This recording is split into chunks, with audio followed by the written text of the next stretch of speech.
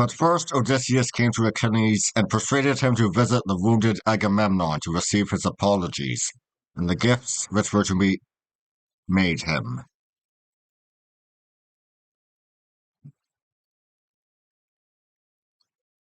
Peace restored between the kings, Achilles went forth to war in his brazen chariot, drawn by the two magic horses. As he was tightening the harness on their backs, one of them spoke to him in a human voice, saying, "We shall bear you swiftly and speedily, but your day of death is near, death that will come to you in battle."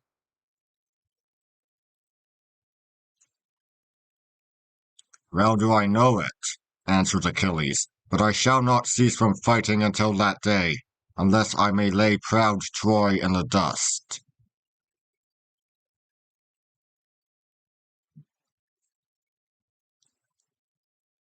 All day long the battle raged, and the Trojans fled before the wrath of Achilles, leaving many, many dead upon the field.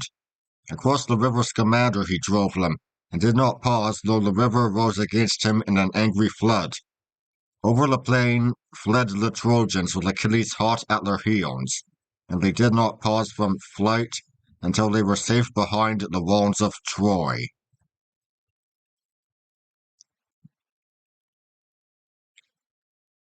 But Hector alone stood at the Scaean gate of the city, waiting for Achilles, who came rushing on, shining like a shooting star in his golden armor.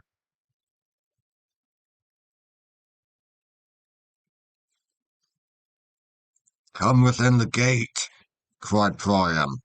"This terrible man has slain many of my sons, and if he slays you also, who shall I have to help me in my old age?"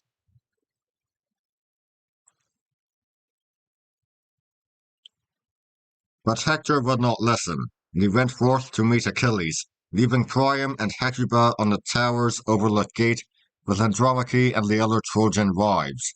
They met near where a spring still bubbles out of the plain by a little grove of trees, and as they fought, they moved out of sight round a corner of the city walls.